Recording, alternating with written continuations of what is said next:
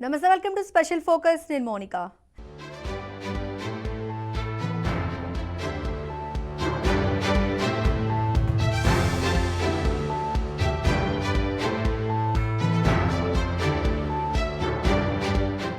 ఏపీలో మరికొన్ని రోజుల్లో పార్లమెంట్ అసెంబ్లీ ఎన్నికలు జరగనున్న నేపథ్యంలో రాష్ట్రంలో హడావుడి మొదలైంది. ఒకవైపు ప్రధాన పార్టీల ముఖ్య నేతల సభలు సమావేశాలతో కార్యకర్తల్లో జోష్ నింపుతూ మరొక పక్క సీట్ల సర్దుబాటుపై దృష్టి పెట్టారు. ఇప్పటికే ప్రధాన పార్టీలపై టీడీపీ, వైసీపీ, బీజేపీ, కాంగ్రెస్ ఆ దిశగా ప్రయత్నాలు చేస్తున్నాయి. రాష్ట్రంలో మార్చి నెలలో ఎన్నికలు జరిగే అవకాశాలు కనిపిస్తున్నాయి. అయితే ఏపీతో పాటు ఒడిశా, సిక్కిం, అరుణాచల్ ప్రదేశ్ రాష్ట్రాల్లో కూడా అసెంబ్లీ ఎన్నికలు జరగనున్నాయి. ఏపీలో 175 అసెంబ్లీ స్థానాలకు 25 నియోజకవర్గాల్లో లోక్సభ ఎన్నికలు ఒకేసారి నిర్వహించాలని కేంద్ర ఎన్నికల సంఘం అధికారులు భావిస్తున్నట్టు తెలుస్తోంది. ఈ నేపథ్యంలో అసెంబ్లీ ఎన్నికల సన్నద్ధతను పరిశీలించేందుకు కేంద్ర ఎన్నికల సంఘం ప్రతినిధులు 3 రోజుల పాటు ఏపీలో పర్యటించనున్నారు.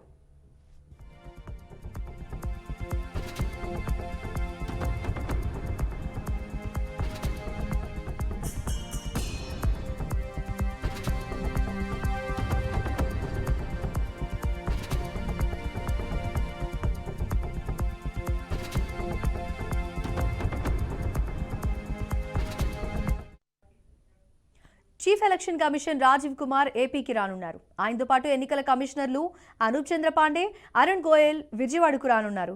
ఈ రోజు రాత్రికి విజయవాడకు ఎన్నికల అధికారుల బృందం చేరుకుంటుంది. ఎన్నికల కమిషనర్లు మొదటగా విజయవాడలో పర్యటించనున్నారు. ఈసీ బృందం మంగళవారం అన్ని రాజకీయ పార్టీల నేతలతో భేటీ కానుంది. ఓటర్ల జాబితాలో తప్పులు, రాజకీయ పార్టీల ఫిర్యాదులపై ఈసీ బృందం సమీక్షలు నిర్వహిస్తారు. దీంతో పాటు అన్ని జిల్లాల ఎన్నికల అధికారులు, కలెక్టర్లు, ఎస్పీలతో సిఎసి అసెంబ్లీ ఎన్నికల సన్నద్ధతపై సమీక్షించనుంది. కేంద్ర ఎన్నికల సంఘం బృందంతో మంగళవారం టీడీపీ అధినేత చంద్రబాబు, జనసేన అధినేత పవన్ కళ్యాణ్తో భేటీ కానున్నారు.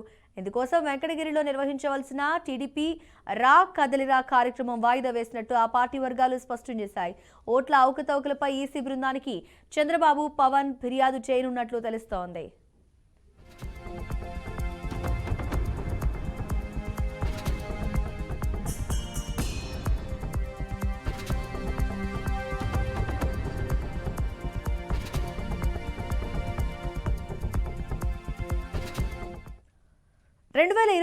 ఓటర్ల తుది జాబితా రూపకల్పన, ఓటర్ల జాబితాలో తప్పుల సవరణ అంశాలపై ఈసీ బృందం సమీక్ష నిర్వహిస్తున్నారు.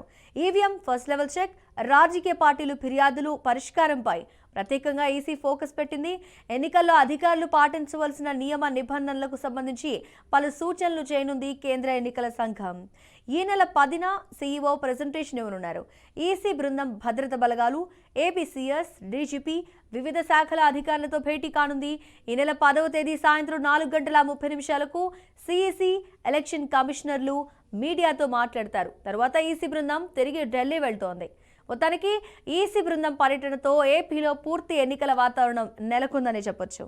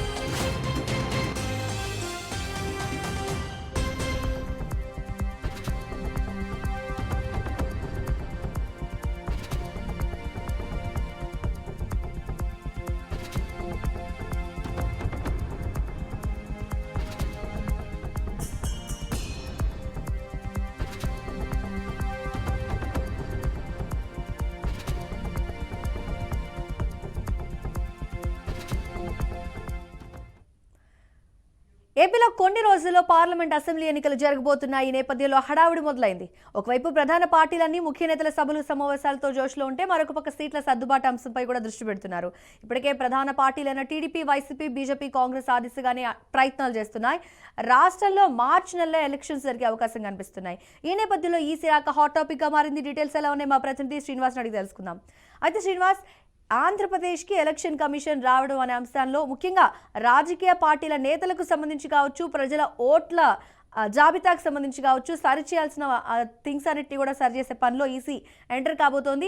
ఎవరెవరు రాబోతున్నారు, ఏ రోజు ఎవరెవరితో మీట్ కాబోతున్నారు, ఈ షెడ్యూల్ అంతా ఏ విధంగా ఉండబోతోంది శ్రీనివాస్?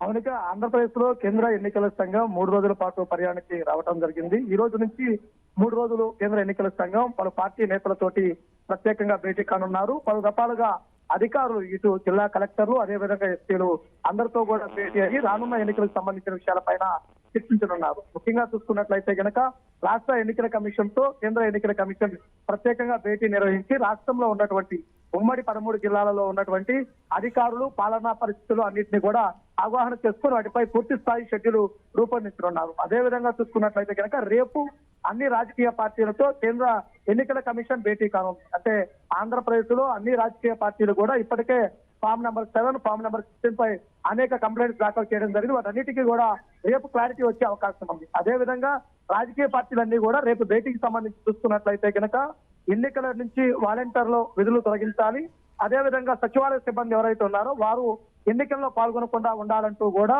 ఎన్నికల కమిషన్ కి ఫిర్యాదు చేయడానికి కూడా సిద్ధమవుతున్నారు.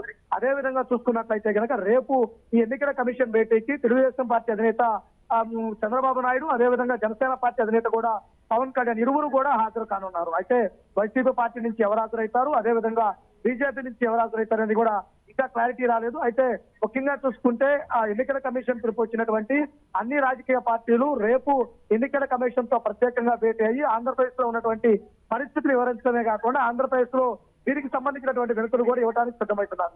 ఇప్పటికే 2 ఓట్లు అంటే ఒక శాత ఓటు ఉండి మళ్ళీ 2వ శాత ఓటు ఉంటాము, డూప్లికేట్ ఓట్లు ఉంటాము, అదేవిధంగా ఫామ్ నెంబర్ 7 ఎక్కువగా నమోదు చేయటము, అదేవిధంగా ఫామ్ నెంబర్ 6 కు సంబంధించి ఎక్కువ ఎక్కడైతే నమోదు చేశారో వాటన్నిటిపై కూడా ఫిర్యాదులు స్వీకరించి వాటి పరిష్కారానికి కూడా మార్గం చూపుతున్నారు.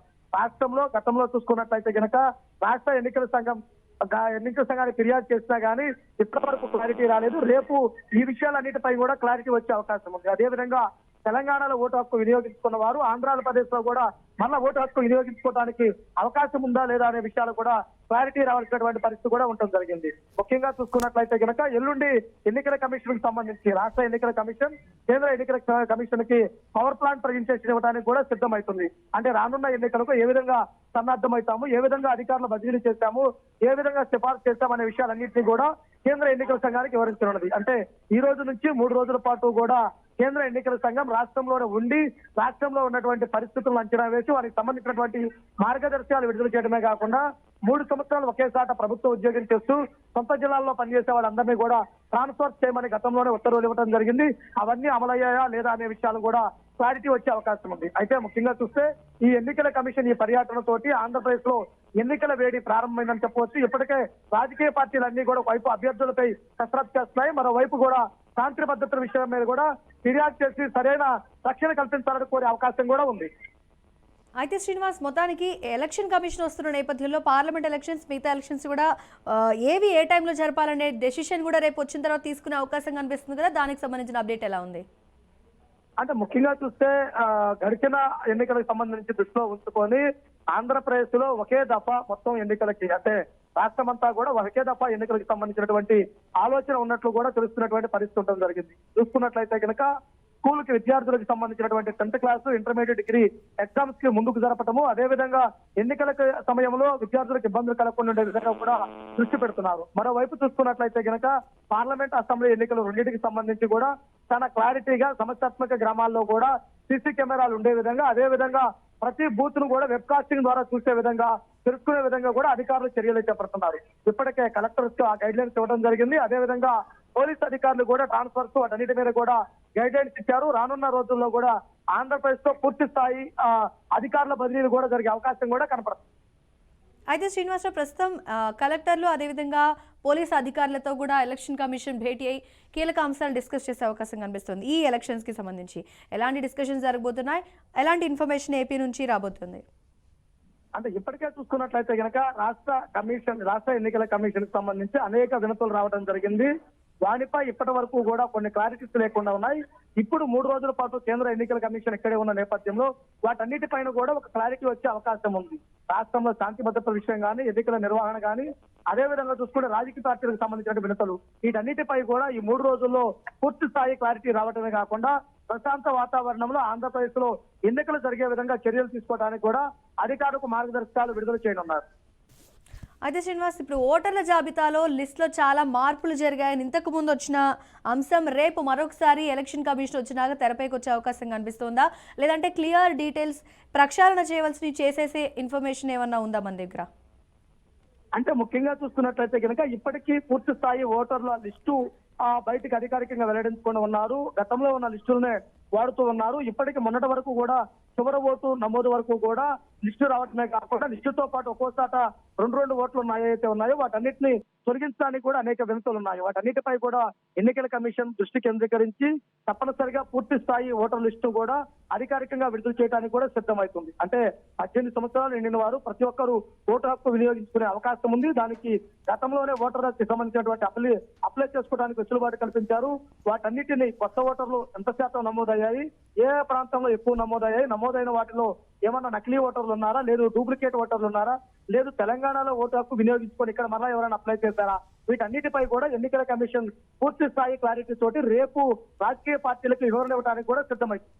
అయితే కొత్తగా ఓటు ప్రక్రియ కొనసాగించే వాళ్ళు యువతకు సంబంధించి వాటికి సంబంధించి కూడా రేపు ఏమైనా డిస్కషన్లో వచ్చే అవకాశం కనిపిస్తుంది. దానికి ఇంకా టైం ఉందంటారా శ్రీనివాస్? ఆంధ్రప్రదేశ్ లో ఓటు హక్కు వినియోగించుకోవడం కోసం ఎన్నికల కమిషన్ విస్తృత స్థాయిలో ప్రచారం చేయడం జరిగింది. 18 సంవత్సరాలు నిండిన వారికి ఓటు హక్కు కోసం ప్రతి మీ సేవా కేంద్రంలోనూ, ప్రతి వార్డు సచివాలయంలోనూ, అలానే డైరెక్ట్ గా ఆన్లైన్ పోర్టల్ ద్వారా కూడా అవకాశం కల్పించారు.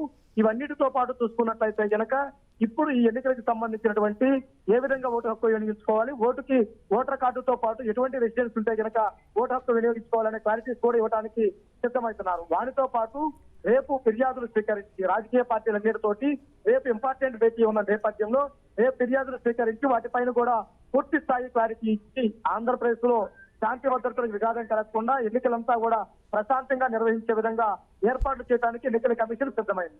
అయితే ఇప్పుడు మీరు చెప్పారు శ్రీనివాస్, ప్రధాన ఎలక్షన్స్ కి సంబంధించి పార్టీల నుంచి అభ్యర్థులు లేకపోతే వాళ్ళ ఇన్ఫర్మేషన్ అంతా కూడా లీక్ చేయడం కోసం వాళ్ళ వరకు జరిగే అంశాల గురించి పిటిషన్ స్వీకరిస్తారని, అంటే రాజకీయ పార్టీల నేతలకు సంబంధించి ఏవైతే అభ్యర్థులు ఉంటాయో అవి స్వీకరించి ఎలక్షన్ కమిషన్ పాత్ర ఏ విధంగా ఉంటుంది అండ్ ఎలాంటి రాజకీయంగా ఎలాంటి డౌట్స్ ఈసీకి వెళ్లే అవకాశాలు కనిపిస్తున్నాయి పార్టీల ఫిర్యాదులకు సంబంధించి?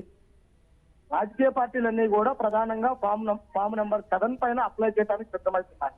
అదే విధంగా చూసుకున్నట్లయితే కనుక ఎక్కడైతే గుంపగట్టుగా ఓట్లు నమోదు జరిగాయి, ఒకే మీ సేవా సెంటర్, ఒకే సెంటర్ నుంచి వేల సంఖ్యలో ఓటు నమోదయ్యాయో, ఒకే డోర్ నెంబర్ తో ఎక్కువ ఓటు ఉన్నాయో, ఇట్లన్నిటి మీద కూడా ఫిర్యాదు చేయడానికి సిద్ధమవుతున్నారు.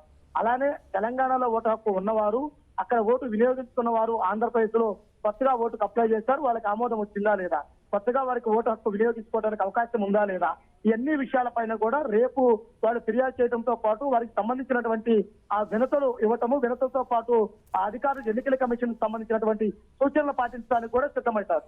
అయితే శ్రీనివాస్, 10వ తేదీన సీఈఓ ప్రెజెంటేషన్ ఉంటుందని చెప్తున్నారు కదా, ముఖ్యంగా ఈ ప్రెజెంటేషన్లో ఈ 3 రోజులకు సంబంధించి ఏ ఇన్ఫర్మేషన్ ఇంక్లూడ్ చేసే అవకాశం కనిపిస్తుంది? ఆ ప్రెజెంటేషన్లో ఏ అంశాలు తెలిసే అవకాశం ఉంది?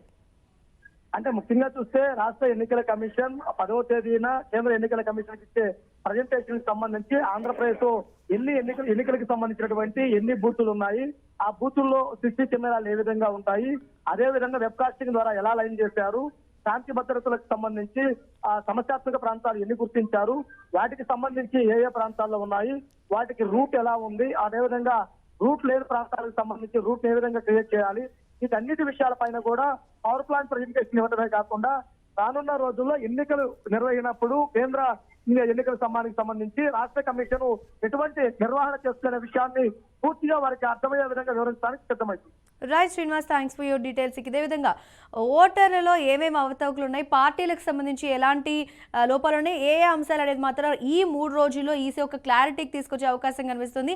ఇక ఏపీలో మాత్రమే కాదు, ఒడిశా, సిక్కిం, అరుణాచల్ ప్రదేశ్ రాష్ట్రాల్లో కూడా ఈ అసెంబ్లీ ఎలక్షన్స్ జరగబోతున్నాయి. ముఖ్యంగా ఏపీలో మొత్తం 175 అసెంబ్లీ స్థానాలు ఉన్నాయి. 25 నియోజకవర్గాల్లో లోక్సభ ఎన్నికలు కూడా ఒకేసారి నిర్వహించాలంటూ కేంద్ర ఎన్నికల సంఘం అధికారులు భావిస్తున్నట్టు తెలుస్తోంది.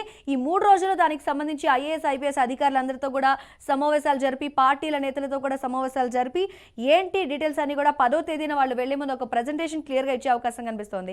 క్లియర్ డీటెయిల్స్ విజయవాడ నుంచి మా ప్రతినిధి శ్రీనివాస్ రెడ్డి తెలుసుకుందాం. అయితే శ్రీనివాస్, చెప్పండి, ఈ అసెంబ్లీ ఎలక్షన్స్ కి సంబంధించి అంతా కూడా ఇప్పటికే సిద్ధమవుతున్న టైమే కనిపిస్తోంది. మార్చిలో ఎలక్షన్స్ అంటున్నారు. ఈ లోపు ఎలాంటి ఏర్పాట్లు ఏమేమి ఉంటాయి, ముఖ్యంగా ఈసీ రాక నేపథ్యంలో ఎలా ఉండబోతోంది ఆంధ్రప్రదేశ్ లో?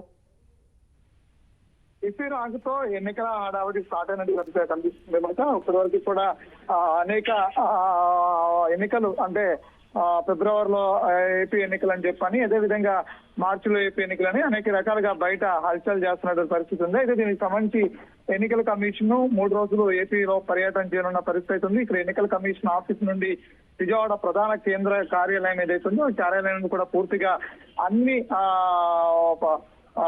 పార్టీలతో పాటు అదేవిధంగా ఎన్నికలకు సరళికి సంబంధించినటువంటి యంత్రాంగంతో కూడా ఈ సమావేశాలు ఏర్పాటు చేయనున్నారు. ఇందులో IAS, IPS, senior IAS, IPS కూడా ఎన్నికల కమిషన్ నిర్వహించేటువంటి ఈ సమీక్షలో, ఈ 3 రోజుల సమీక్షలో పాల్గొంటారు. అయితే ఎన్నికల సరళి అంతా కూడా, నిర్వహణ అంతా కూడా ఎలా ఉండబోతుంది ఏంటి అంటే, మార్చికి నోటిఫికేషన్ అనేది ఇంచుమించుగా ఖరారు కానున్న పరిస్థితి అయితే ఉంది. అయితే ఇంకొక నుంచి 3 నెలల మాత్రమే సమయం ఉంది కాబట్టి ఈ 3 నెలల యంత్రాంగాన్ని ఎలా అప్రమత్తం చేసుకోవాలి, యంత్రాంగాన్ని అప్రమత్తం చేసుకున్న తర్వాత ఎన్నికల విధులకి ఎలా వెళ్ళగలుగుతాము, అంతేగాని పోలింగ్ కేంద్రాలు, అదేవిధంగా ఓటర్ లిస్టుల్లో ఉన్నటువంటి అవకతవకలు, ఇప్పటివరకు నమోదైనటువంటి ఫిర్యాదుల నేపథ్యం అయితే ఉంది. ఇప్పటికే కేంద్ర ఎన్నికల సంఘానికి అనేక ఫిర్యాదులు వచ్చిన నేపథ్యం అయితే ఉంది. ఇటు అన్ని పార్టీలకు సంబంధించినటువంటి నేతలు ఇప్పటికే పలుమార్లు ఎన్నికల సంఘాన్ని కలిసి ఫిర్యాదులు చేసిన నేపథ్యం కూడా ఉంది. కాబట్టి ఈ ఫిర్యాదులన్నింటినీ కూడా ఇప్పటివరకు ఏం సమీక్షించారో, ఆ ఫిర్యాదుల నేపథ్యంలో తీసుకున్నటువంటి చర్యలు ఏంటి, ఇప్పటివరకు కొత్త ఓట్ల నమోదు జాబితా, అదేవిధంగా పాత ఓట్లు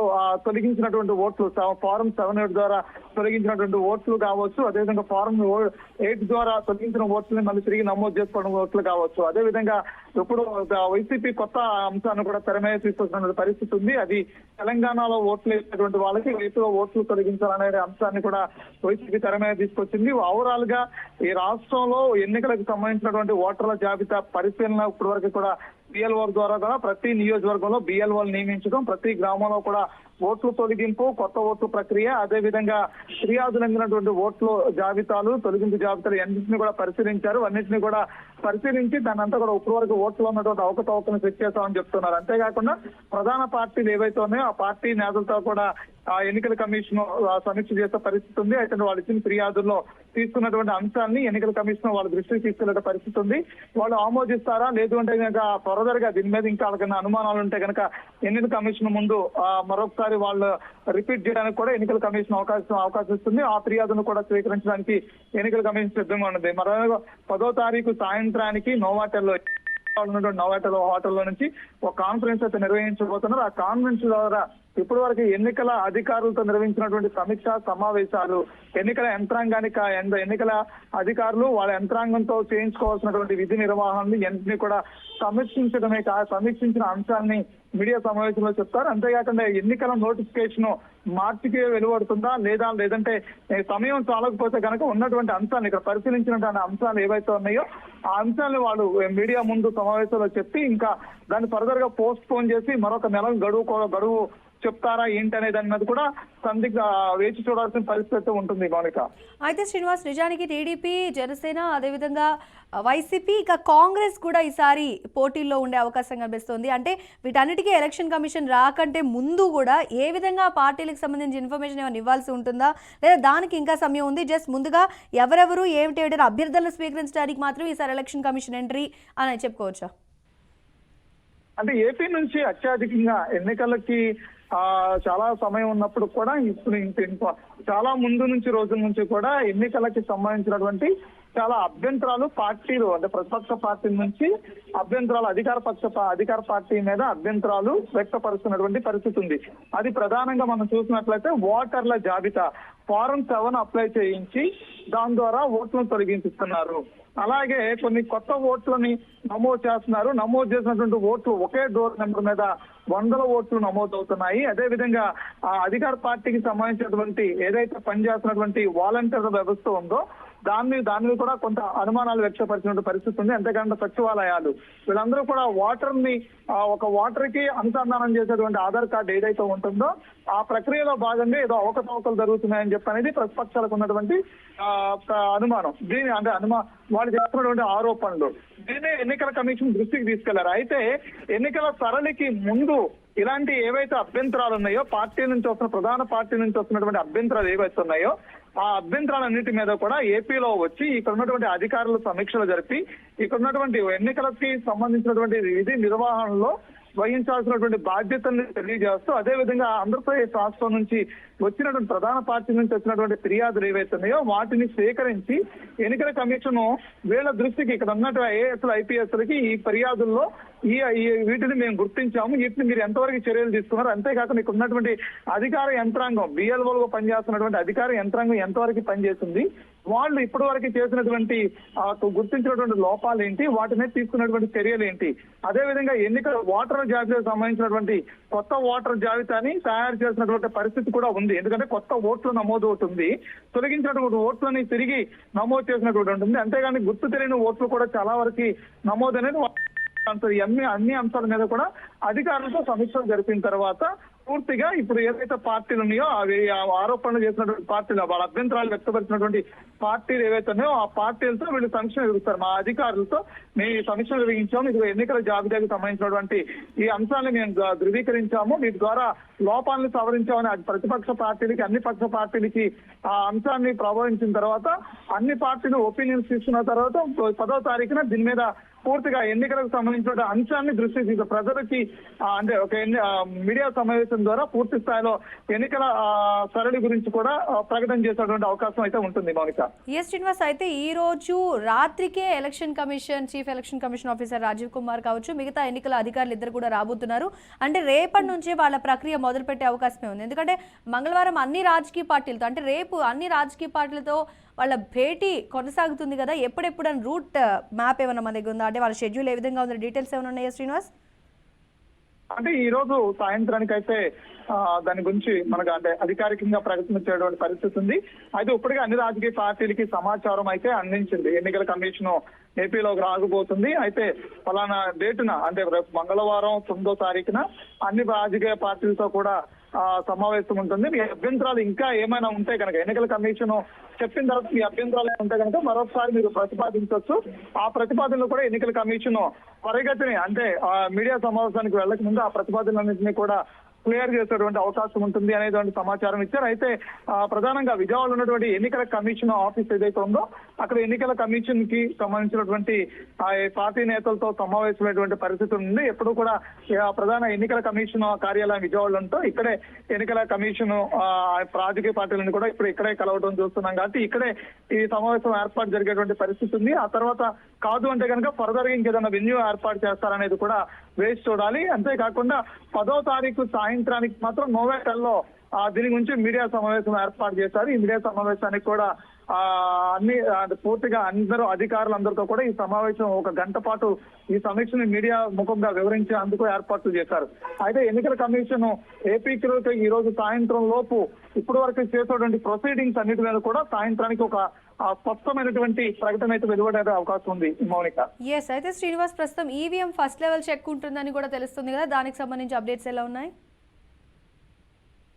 ఈవీఎంలకు సంబంధించినటువంటి అన్ని రాష్ట్రాలు చాలా రాష్ట్రాలు ఇప్పటివరకుగా ఎన్నికలు ముగిశాయి కాబట్టి ఏపీతో పాటు ఉన్నటువంటి మిగిలిన రాష్ట్రాలు ఏవైతే ఉన్నాయో వాటన్నిటికీ కూడా ఈవీఎంలని సిద్ధపరుస్తున్నామని గతంలోనే చెప్పడం జరిగింది. అయితే ఈవీఎంలు ఏవైతే ఒక ఆంధ్రప్రదేశ్ కి బూతుల వారిగా ఇచ్చేటువంటి ఈవీఎంలు ఏవైతే ఉన్నాయో కాకుండా అదనంగా కూడా ఈవీఎం టెక్నికల్ గా ఏమైనా ఇష్యూస్ వచ్చినా లేదా అభ్యర్థులు వ్యక్తపరిచినప్పుడు కూడా ఈవీఎంలు మార్చే విధంగా కూడా వెంటనే కొత్త ఆ ప్లేస్ లో ఈవీఎం సర్దుబాటు చేసేందుకు కూడా ఈవీఎంఎల్ని అదనంగా ఈవీఎంఎల్ని తీసుకొచ్చేటువంటి ప్రయత్నం ఆ ఈవీఎంలు సిద్ధం చేసినట్టు కూడా తెలుస్తోంది. అయితే ఈవీఎంఎల్ నుంచి గతంలో కూడా చాలా అభ్యంతరాలను వ్యక్తపరచడం జరిగింది. అయితే ప్రతిసారి కూడా మాస్ ఓటింగ్ ని ఉదయం అభ్యర్థులందరూ కూడా ఉదయమే మాస్ ఓటింగ్ చూసి ఉదయం ఎన్నికలకి పోలింగ్ స్టార్ట్ అవుతున్నట్టు కొద్ది సమయం ముందే మాస్ పోలింగ్ కూడా ఎన్నికల అధికారులు నిర్వహిస్తారు. దాని ద్వారా అభ్యంతరాలు ఏమంటే కనుక వెంటనే కనుక ఈవీఎంలు మార్చేటువంటి పరిస్థితి ఉంది. అయితే ఈసారి కూడా అలాంటి రెగ్యులర్ ప్రొసీజర్ చేస్తూ ఉన్నారు. అయితే ఈసారి ఎన్నికలకు సంబంధించినటువంటి చాలా అభ్యంతరాలు వ్యక్తపరుస్తున్నారు కాబట్టి ఈవీఎంల అంశాన్ని కూడా ఈ రోజు అధికారులు ఈ ప్రధాన పార్టీలతో ఏవైతే సమావేశమవుతారో సమావేశంలో ఈవీఎంలకు సంబంధించినటువంటి కొత్త అభ్యంతరాలు ఏంటంటే కనుక గతంలో ఉన్నటువంటి అభ్యంతరాలు కాకుండా ఈ మధ్యకాలంలో టెక్నికల్ అంశాన్ని కనుక గుర్తించి ఉంటే కనుక ఆ గుర్తించిన అంశాన్ని ఎన్నికల అధికారుల దృష్టికి తీసుకొస్తే వాటి మీద కూడా స్పష్టత ఇచ్చేటువంటి అవకాశం ఉంటుంది మౌనిక. అయితే శ్రీనివాస్, ఫైనల్ గా రాజకీయ పార్టీల నేతలందరికీ కూడా నియమ నిబంధనల గురించి ఈసీఏ తను ఈ 3 రోజుల పర్యటన మూడో రోజు క్లియర్ డీటెయిల్స్ ఇచ్చే అవకాశం కనిపిస్తుంది కదా, దానికి సంబంధించిన అప్డేట్ ఎలా ఉంది? పూర్తి స్థాయిలో మాత్రం నియమ నిబంధనలకు మాత్రం ఎవరు అతిక్రమించినప్పటికీ కూడా ఎన్నికల కమిషన్ ఒకసారి నోటిఫికేషన్ వెలువడిన తర్వాత పూర్తిగా వ్యవస్థలన్నీ కూడా ఎన్నికల కమిషన్ అనుసంధానమయ్యే పనిచేయాల్సి ఉంటుంది. ఇక్కడ ప్రభుత్వాలు ఉన్నటువంటి ఈవెన్ ముఖ్యమంత్రి మంత్రులతో సహా అందరూ కూడా ఎన్నికల కమిషన్ సూచించేటువంటి నిబంధనలు ఏవైతున్నా ఆ నిబంధనలు మాత్రమే పాటించాల్సిన అవసరం ఉంటుంది. అంతేగాని ప్రతిపక్ష పార్టీలు ఉన్నటువంటి గెలిచినటువంటి ఎమ్మెల్యేలు కావచ్చు, ప్రతిపక్ష పార్టీలు ఉన్నటువంటి నేతలు కావచ్చు, పార్టీ అధ్యక్షులు కావచ్చు, వీళ్ళందరూ కూడా ఎన్నికల కమిషన్ నిర్వహిస్తున్నటువంటి ఎన్నికల కమిషన్ సూచించేటువంటి ఏవైతే సూచనలు ఉన్నాయో వాటి ద్వారా మాత్రమే ముందుకెళ్లాల్సిన పరిస్థితి ఉంటుంది. వాటి విషయంలో మాత్రం చాలా రిస్ట్రిక్షన్స్ కూడా ఉంటాయి. ఎన్నికల కమిషన్ ఒకసారి నోటిఫికేషన్ విడుదల చేసిన తర్వాత నోటిఫికేషన్ లో పొందుపరిచేటువంటి అంశాలు ఏవైతే ఉన్నాయో వాటి ద్వారానే కూడా మొత్తం ఎన్నికల సరళి అంతా కూడా ఎన్నికల కమిషన్ నిర్వహించడానికి అవకాశం ఉంటుంది. కాబట్టి దానికి ప్రతి అభ్యర్థిత్వాన్ని నమోదు చేస్తున్నటువంటి ప్రతి వ్యక్తి కూడా ఎన్నికల కమిషన్ నిబంధనలు ఎక్కడ ఉల్లంఘించకుండా వెళ్లేందుకు మనం మొదటి నుంచి కూడా ఎన్నికల కమిషన్ చూస్తున్నటువంటి ఎన్నికల కమిషన్ ఆ నోటిఫికేషన్ విడుదల చేసినటువంటి అంశాల్లో చూస్తున్నాం. అయితే ఈసారి కూడా అలాంటి అంశాలు ఉంటాయి, కానీ ఈ అంశాన్ని పార్టీల దృష్టికి కూడా మరొకసారి తీసుకెళ్లేటువంటి పరిస్థితి ఉంటుంది. Right Srinivas, thanks for your details. మొత్తానికి రేపటి నుంచి 3 రోజుల పాటు 10వ తారీఖు వరకు chief election commission Rajiv Kumar నేతృత్వంలో మిగతా కమిషనర్లు కూడా రేపు రాబోతున్నారు. ఎలక్షన్ కమిషన్ సంబంధించి అధికారులు కూడా రేపు రాబోతున్నారు. ఈ రోజు రాత్రికే చేరుకొని ఈ 3 రోజుల్లో ఏవేవి ఫిర్యాదులు అవన్నీ స్వీకరించి ఒక దిశానిర్దేశం ఎలక్షన్ సంబంధించి చేయబోతున్నారు. వీళ్ళ రాకతో ఎలక్షన్ హీట్ ఏపీలో స్టార్ట్ అయిపోయిందని చెప్పొచ్చు.